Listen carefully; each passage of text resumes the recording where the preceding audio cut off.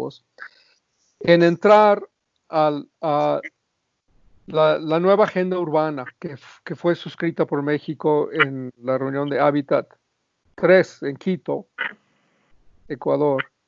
Y además se vinculó con el tema de los Objetivos de Desarrollo Sustentable para el 2030.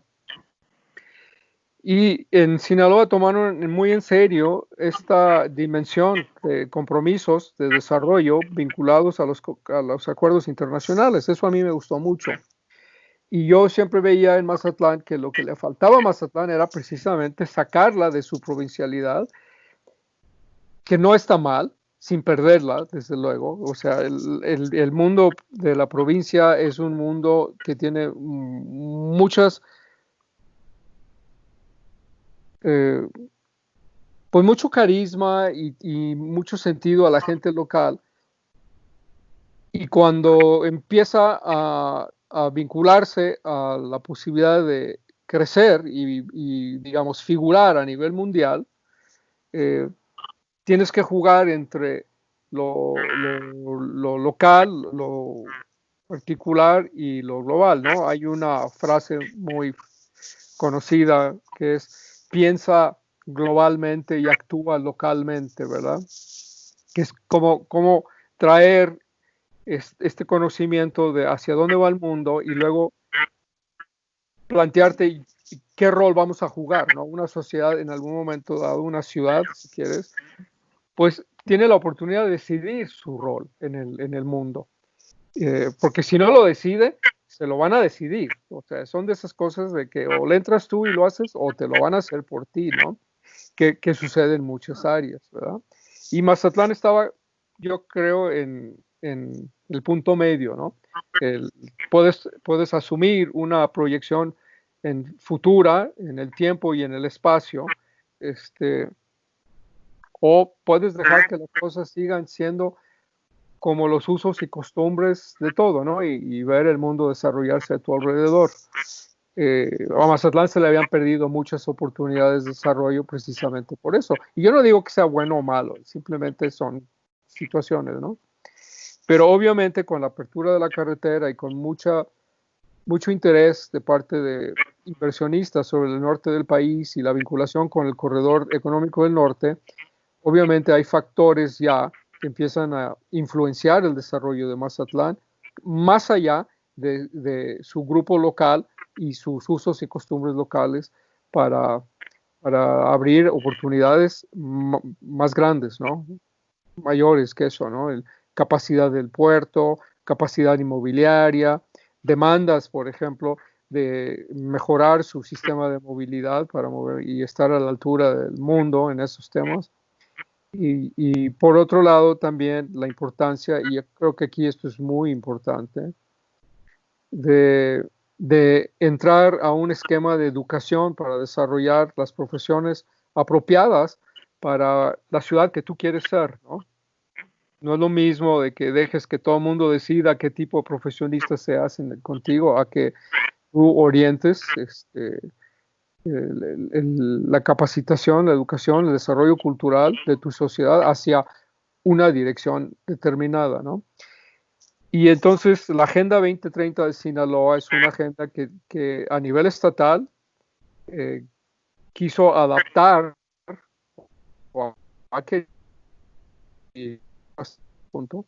adaptar la legislación y la normatividad del Estado para estar vinculado a lo que podemos llamar la altura de las ideas de nuestro tiempo en materia de desarrollo urbano y desarrollo sustentable. Eso hay que reconocerlo, ¿no? Y ante eso, pues a mí me parece interesante y con eso en mente identificamos estas 14 líneas de trabajo, muchas de ellas que son actualizaciones de instrumentos existentes, que son actualizaciones porque la nueva normatividad te da el pie para una nueva actualización. Hacer cambios en la manera, por ejemplo, que piensas tú la densidad de tu ciudad, cambios en la manera en que quieres manejar usos de suelo, combinaciones de uso de suelo, temas de movilidad, temas de espacios públicos y sobre todo lo que se está viendo en la nueva agenda urbana es el mejor aprovechamiento de la infraestructura pública común de todos, de tal manera de que ir planeando la ciudad ya no como una gran extensión de fraccionamientos que tienen pues carta libre para incorporar nuevo suelo y hacer de fraccionamientos y luego irse sin ninguna responsabilidad urbana ante la demanda que había de vivienda por muchos años, pero a nivel mundial de eso se vio que no funcionaba y que habría que repensar las ciudades, sobre todo en los espacios públicos, los servicios públicos y la buena administración económica de los servicios públicos. Y Mazatlán no estaba ahí, entonces una de las cosas que estábamos viendo era actualizar los instrumentos de planeación en ese sentido. El arquitecto Aviña te puede platicar más de esto porque él lleva pues toda la vida entendiendo cómo ha sido el vaivén del desarrollo urbano en Mazatlán, ¿verdad? Entonces, ¿qué hemos hecho? Yo creo que lo primero fue hacer un giro de timón y orientar la ciudad en una dirección. Y lo primero era actualizar muchas cosas. Y la parte más importante creo que era para actualizar, era una cartografía que funcionara a la escala urbana, una cartografía nueva a la escala urbana, cosa que Mazatlán no tenía. Lo que sí había era utilizar cartas de INEGI, que siempre han sido a grandes brochazos para entender el territorio, y a una escala que es propia a la escala nacional, pero ya a la escala urbana ya no te funciona. Y te pongo ejemplos muy sencillos, ¿no? A falta de una buena cartografía, tú puedes ir y vas en una calle y de repente te das cuenta que la calle tiene una torcedura o se hace más angosta o de plano alguien construyó donde debió haber sido la calle, porque cada quien hacía su propia cartografía, ¿no? Llegaba a un fraccionamiento y hacía sus levantamientos y llevaba otro y hacía el otro. Y como no había una base para empatarlos, pues no empataban, quedaban desempatados, ¿no?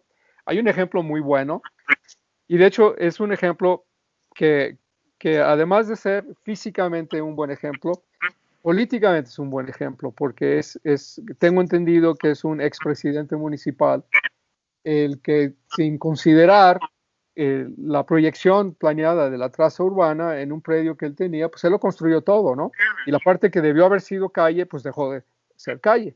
Entonces tú vas en una calle que es una calle generosa, con un malecón, un camellón, y y de repente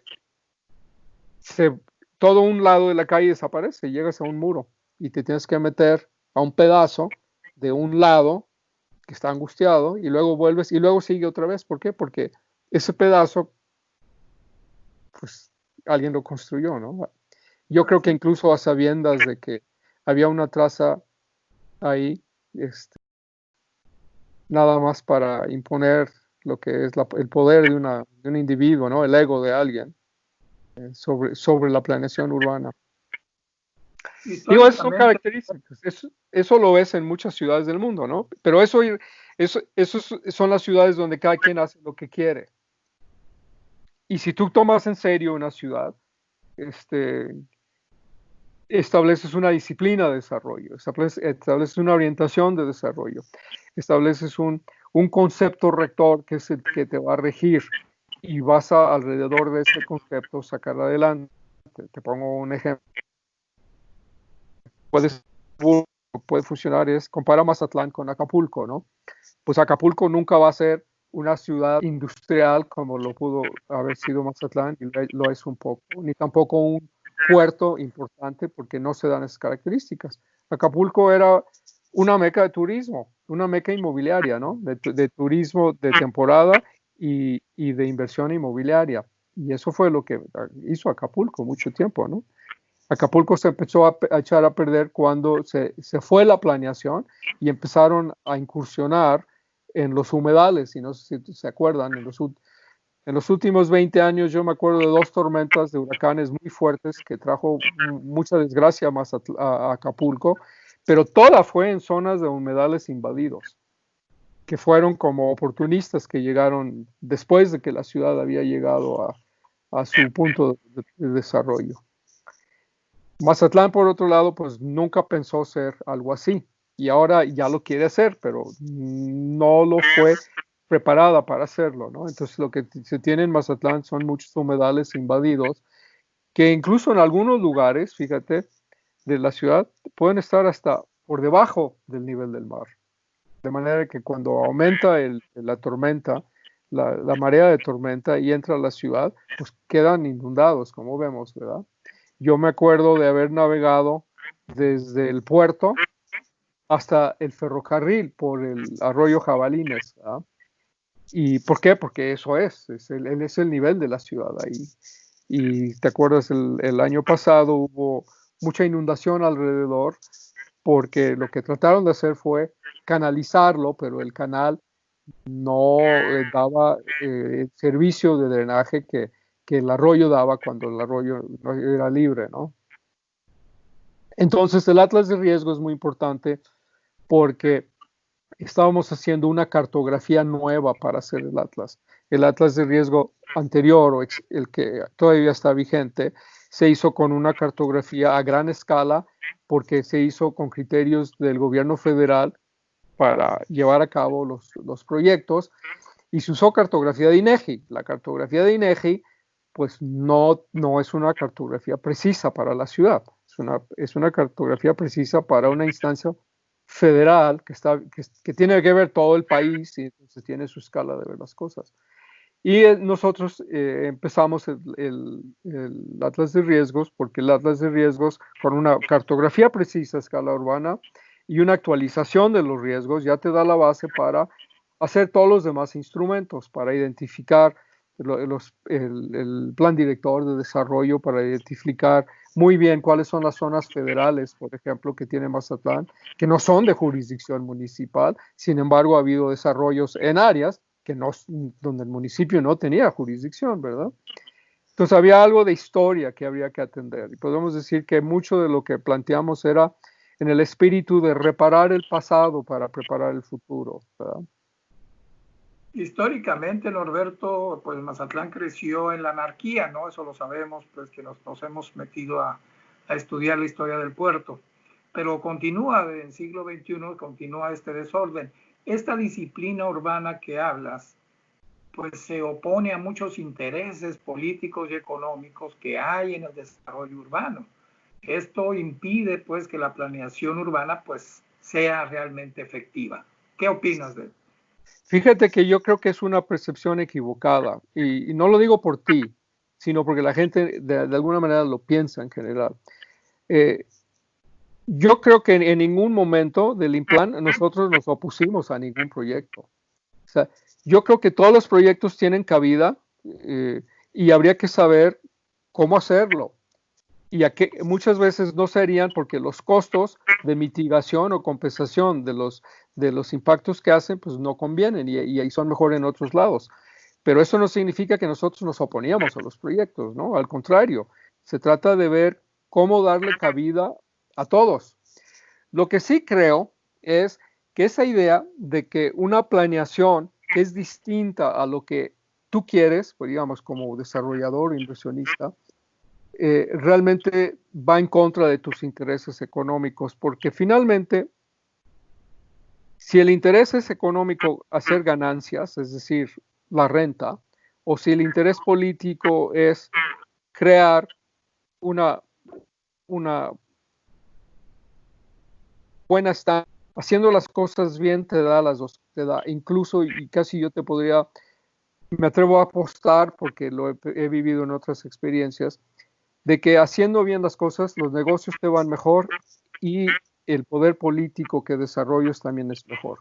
Pero si tú no piensas eso y crees que hacer las cosas bien no te va a abonar a lo tuyo, pues es porque los usos y costumbres que tienes son los que rigen, ¿no? O sea, si tú vienes de un lugar, una tradición donde todo se hace bajo la mesa y haces los tratos y sacas adelante, pues tú crees que esos son los buenos negocios, ¿no? Y entonces vas a pensar que una planeación no lo es. Y en gran parte, yo muy conocedor también del tema de la comunicación y la cultura, sé que es parte de la educación de la gente. O sea, a los mismos inversionistas, a los mismos políticos, hay que educarlos para que entiendan que sus intereses tienen cabida. Mira, ¿qué es un interés? Pues a ti siempre te va a interesar algo que tú valoras. Digamos, el interés es función de algo de valor, ¿verdad?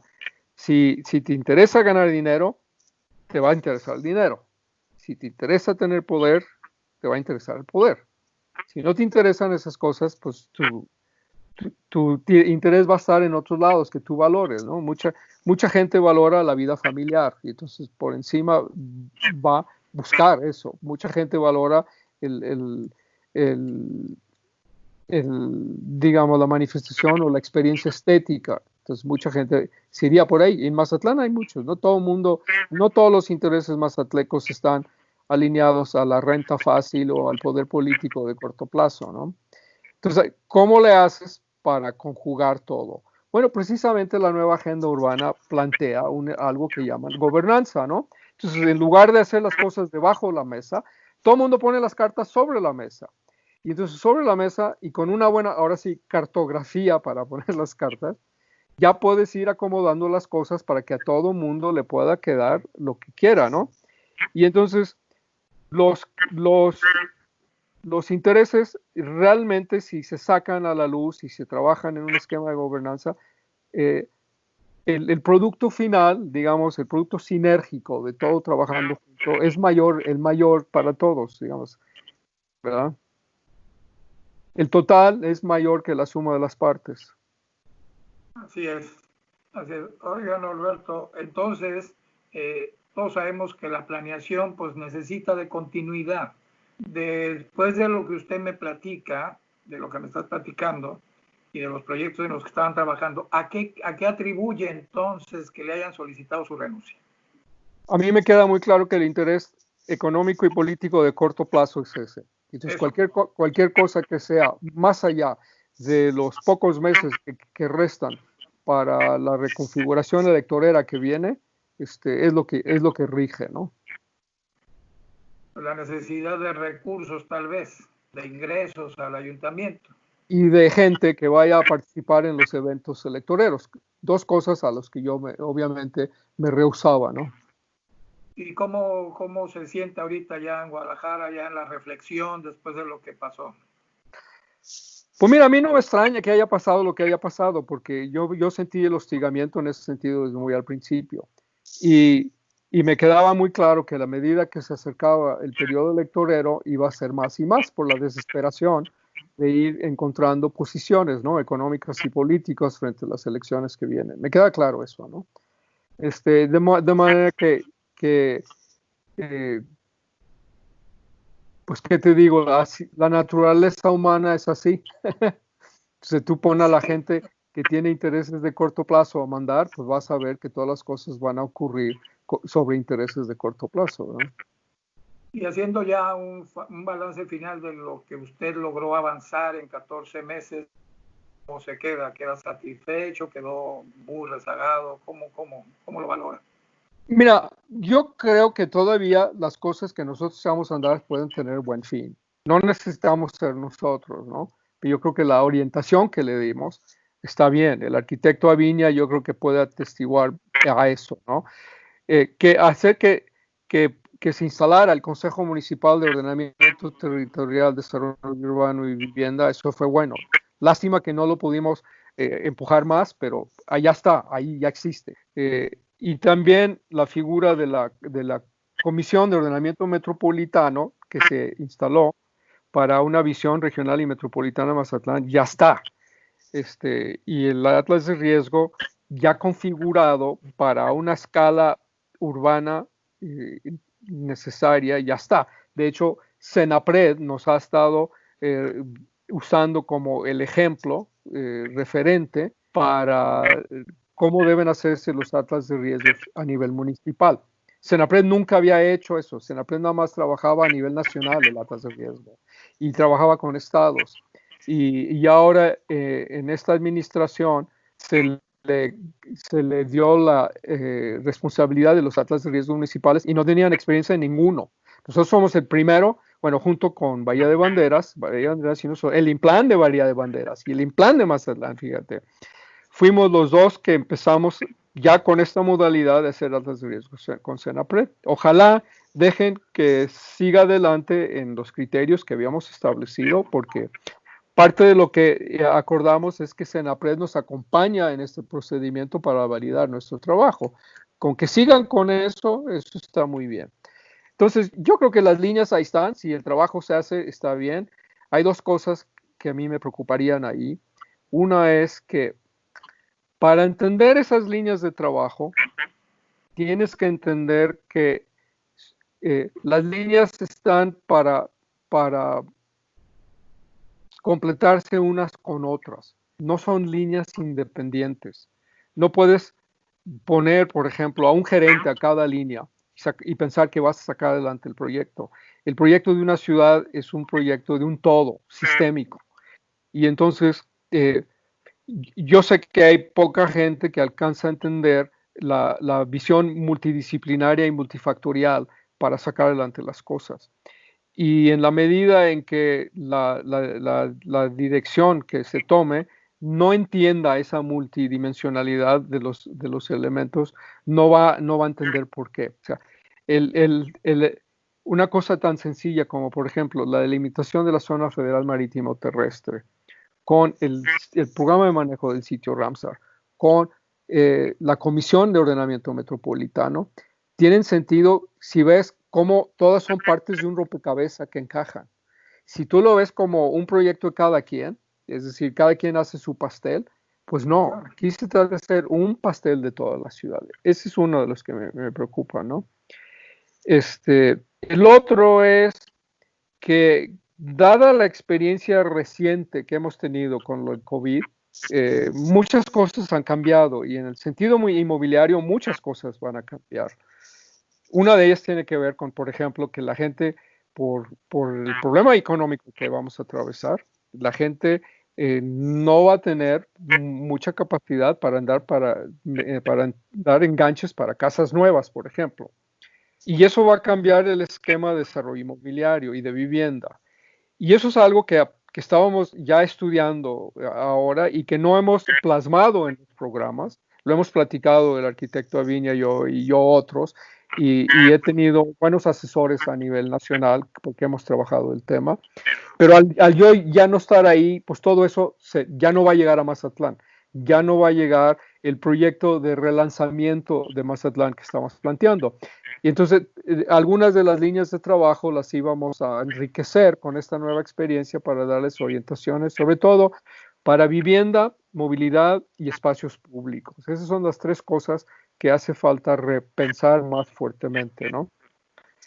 Y luego, pues, ¿cómo me siento yo? Pues yo me siento bien. O sea, que cuando uno hace su trabajo, cuando sabe lo que sabe hacer y lo hace mientras lo puede hacer, pues te sientes bien, ¿no? Si llegan y te dicen, pues ya no lo puedes hacer, pues ni modo, pero el tiempo que yo estuve, lo estuve haciendo así. Hay una especie de sabiduría convencional que se manejaba en los viejos tiempos del PRI, por ejemplo, cuando el partido reinaba todo, y se decía que al llegar a la función pública, tú puedes ser buen funcionario, o sea, realmente ser buen gobierno, tú puedes aumentar tu patrimonio o tú puedes desarrollar tu carrera profesional política. Y la consigna era de que nadie podía ser los tres, si acaso podía ser los dos. Y eso sí, tenías cierta habilidad y ganas, pero generalmente te tenías que dedicar a uno, ¿no? Yo no me dediqué a hacer carrera política, no me dediqué al mundo del incremento patrimonial, me dediqué a ser buen funcionario. Entonces, la satisfacción que yo tengo es esa, ¿no? Tuve la oportunidad de dirigir al Implan con la convicción de lo que es la función pública de un instituto de planeación. Y algo muy importante del Implan de Mazatlán, que es diferente a los implanes de Sinaloa y en general del país. No es un instituto de planeación urbana, es un instituto más amplio. La mayoría de los implanes se enfocan a lo urbano, porque la oportunidad inmobiliaria los orientó así. Quienes configuraron el Implan de Mazatlán, y eso hay que reconocérselo, tenían una visión más grande que la planeación urbana y el negocio inmobiliario, y que entra al esquema del desarrollo sustentable, es decir, se consideran aspectos medioambientales y se consideran aspectos sociales para planear el desarrollo, no nada más los urbanos, ¿no? Y eso es muy importante. Y una cosa que siento es que eso se está colapsando y que el Implan de Mazatlán se va a volver una plataforma de planeación urbana. Y entonces, pues sí, pues eso yo creo que es retroceso institucional para la ciudad, porque en eso sí llevaba también vanguardia Mazatlán en su Implan. Hay una concepción que usaron los que diseñaron el Implan de Mazatlán, que no usaron otros implanes, y se basó en lo que era el IMAP, el Instituto Municipal de Administración Pública de Curitiba. Y ese instituto, la idea era no nada más desarrollar la ciudad urbanísticamente en su infraestructura y en su inmobiliaria, sino la ciudad en cuanto a la gente y su administración y su gobernanza, que es muy importante. Y entonces el de Mazatlán tiene en su concepción, su origen, estos conceptos que son muy valiosos, ¿no? Y creo que el imponerle la parte urbana es quitarle riqueza al valor tanto del Implan como de la ciudad, eso creo, ¿no? Pues estamos también aquí platicando con el arquitecto Jorge Alfredo Aviña, que ha estado escuchándonos. Está por ahí el arquitecto para que nos